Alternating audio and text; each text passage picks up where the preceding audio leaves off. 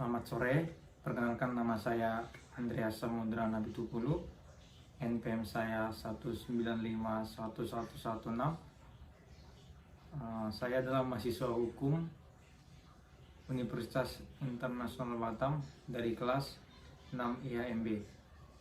Dalam video kali ini saya akan membahas mengenai putusan Mahkamah Agung nomor 331 K garis miring PDT sus garis miring 2012, di mana mengenai permohonan pilot atas developer dalam perjanjian pengikatan jual beli apartemen. Pembahasan ini adalah untuk memenuhi ujian tengah semester hukum kepailitan. Di sini saya akan membahas mengenai kasus. Permasalahan yang ada adalah ketika ketiga orang pembeli dari apartemen Geraha Setiabudi atau Geraha Permata 1000 Mansion yang nama-namanya terlampir di dalam putusan Mahkamah Agung nomor 331 K garis miring PDT titik sus garis miring 2012, yaitu putusan yang dijadikan topik dalam pembahasan ini belum menerima penyerahan atas unit apartemen yang dipesan dan dibeli dari developer, di mana para pihak telah memesan dan mencicil pembayaran atas satuan rumah susun atau atas unit apartemen yang direncanakan untuk dibangun oleh developer, yaitu PT Geraha Permata Prokerindo. Jadi pembeli pertama telah membayar secara angsuran dengan jumlah cicilan yaitu Rp58.100.000. Pembeli kedua juga telah mengeluarkan uang sejumlah senilai Rp37.400.000, dan pembeli ketiga juga telah membayar secara angsuran sejumlah Rp64.695.000. Nah, berdasarkan perjanjian pengikatan jual beli atau sebagaimana yang biasa kita tahu itu adalah PPJB antara developer dengan para pembeli, maka pihak developer seharusnya itu melakukan penyerahan fisik dari rumah susun atau apartemen yang dibeli oleh para pembeli pada bulan September 2008 tersebut. Nah, akan tetapi sampai batas waktu yang telah disepakati sesuai dengan PPJB yang telah mengikat antara pihak secara hukum antara pembeli dengan developer yang ada, maka pihak developer telah lalai dalam hal melaksanakan kewajiban penyerahan fisik dari rumah susun atau apartemen kepada para pembeli sesuai dengan tenggang waktu antara bulan Desember 2008. Nah, karena mereka masih tetap belum menerima unit apartemen yang mereka pesan dan beli itu dari developer tersebut, maka ketiga orang pembeli ini kemudian mengirimkan beberapa kali surat peringatan atau somasi kepada pihak developer, bahkan menaruh pengumuman di koran atau surat kabar. Akan tetapi pihak dari developer sama sekali tidak menanggapi surat somasi tersebut.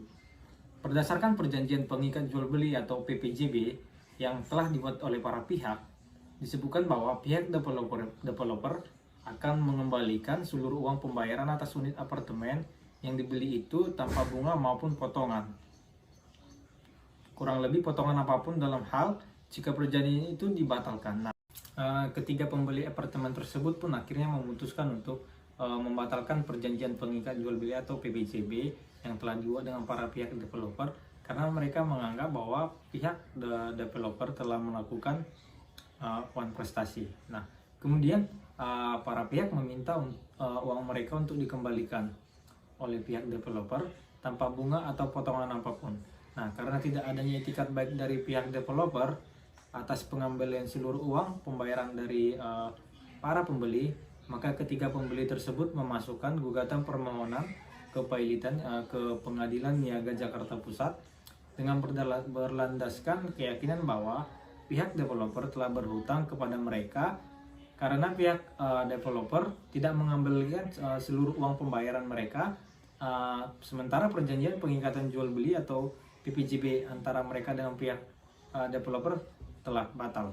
Nah, di sini saya akan menjelaskan mengenai posisi kasus di mana menurut pasal 8 ayat 4 Undang-Undang Kepailitan dan Penundaan Kewajiban Pembayaran Utang, permohonan pailit harus dikabulkan apabila ada fakta atau keadaan yang terbukti secara sederhana bahwa persyaratan untuk dinyatakan pailit sebagaimana dimaksud di dalam pasal 8 ayat 4 tersebut telah terpenuhi. Nah, pembuktian secara sederhana ini disebut sebagai pembuktian sumir. Bila permohonan pernyataan pailit diajukan oleh kreditor, nah pembuktian mengenai hak kreditor untuk menagih juga dilakukan secara sederhana.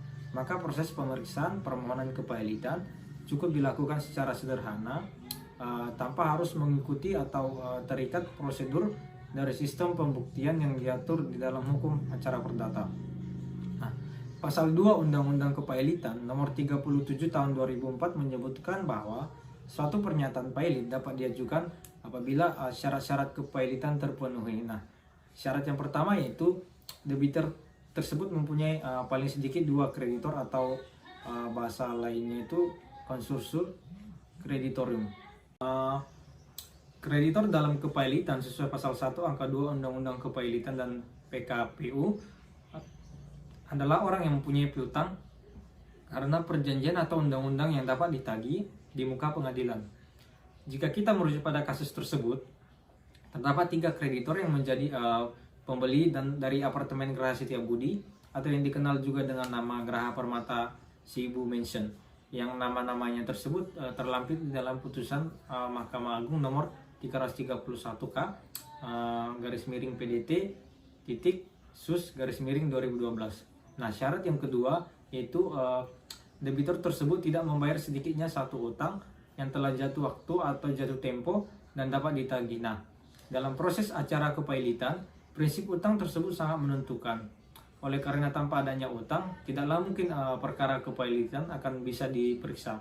Nah, hubungan utang piutang antara konsumen apartemen dan developer terjadi bukan hanya karena kegagalan developer dalam melakukan penyerahan apartemen pada waktu yang telah diperjanjikan dalam perjanjian pengikatan jual beli yang telah disetujui para pihak. Nah, namun juga setelah pembatalan perjanjian pengikatan jual beli, para pihak atau para konsumen juga meminta pengembalian uang pembayaran yang telah mereka bayarkan, dan inilah didalilkan para pihak sebagai utang oleh mereka. Nah, adapun amar putusan dari putusan tersebut, yang pertama itu mengabulkan permohonan pernyataan pailit dari pemohon. Yang kedua itu menyatakan termohon PT Geraha Permata Properindo yang berkedudukan di Jalan Makaliwi Raya nomor 42 Agrogol Jakarta pailit dengan segala akibat hukumnya. Yang ketiga yaitu menetapkan imbalan jasa atau fee kurator akan ditetapkan kemudian setelah kurator selesai melaksanakan tugasnya. Kemudian yaitu membebankan biaya perkara kepada termohon senilai Rp816.000. Nah, di sini saya akan membahas mengenai hubungan kasus dengan prinsip-prinsip kepailitan. Sebagaimana yang kita tahu, prinsip yang pertama itu mengenai prinsip paritas kreditorium. Nah, prinsip paritas kreditorium ini ataupun yang biasa kita ketahui itu kesetaraan kedudukan para kreditor dalam menentukan bahwa kreditor mempunyai hak yang sama terhadap semua harta benda daripada debitor. Nah, apabila debitor tidak dapat membayar utangnya, maka harta kekayaan daripada debitor tadi menjadi sasaran kreditor. Nah, filosofi dari prinsip ini yaitu mengenai bahwa suatu ketidakadilan jika debitor memiliki harta benda sementara utang debitor terhadap para kreditornya tidak terbayarkan. Prinsip yang kedua yaitu prinsip pari passu pro rata parte. Nah, prinsip ini mengartikan bahwa harta kekayaan tersebut merupakan jaminan bersama untuk para kreditor dan hasilnya harus dibagikan secara proporsional di antara mereka. Nah, kecuali jika antara kreditor itu ada yang menurut undang-undang harus didahulukan dalam menerima pembayaran tagihannya. Prinsip yang ketiga itu prinsip debt collection. Nah, prinsip ini adalah suatu konsep pembalasan dari kreditor terhadap debitor pailit dengan menagih klaimnya terhadap debitor atau harta debitor tanpa adanya hukum kepailitan. Masing-masing kreditor akan berlomba-lomba secara sendiri-sendiri mengklaim dari aset daripada debitor untuk kepentingan masing-masing. Prinsip yang berikutnya yaitu prinsip utang. Dalam proses beracara dalam hukum kepailitan, konsep utang menjadi sangat penting dan esensial dalam menentukan, karena tanpa adanya utang maka tidaklah mungkin perkara kepailitan akan diperiksa. Tanpa adanya utang maka esensi kepailitan tidak ada. Prinsip yang berikutnya itu prinsip debt pooling. Prinsip debt pooling merupakan prinsip yang mengatur bagaimana harta kekayaan pailit harus dibagi antara para kreditornya. Dalam melakukan pendistribusian aset yang dimaksud, kurator akan berpegang pada prinsip paritas kreditorium dan prinsip pares passu pro rata parte serta pembagian berdasarkan jenis masing-masing kreditor. Nah, di sini sangat jelas penjelasannya mengenai prinsip-prinsip dari kepailitan. Nah, jika kemudian kita menghubungkan kepada kasus yang sudah dibahas tersebut, maka prinsip kepailitan ini sudah sangat sesuai dengan ketentuannya terhadap kasus tersebut, di mana di dalam setiap unsur-unsur dari prinsip kepailitan sudah mencakup ketentuan-ketentuannya di dalam kasus tersebut. Mungkin sekian yang bisa saya sampaikan. Jika ada perkataan yang salah, lebih kurangnya saya ucapkan mohon maaf terlebih dahulu, dan terima kasih sebelumnya.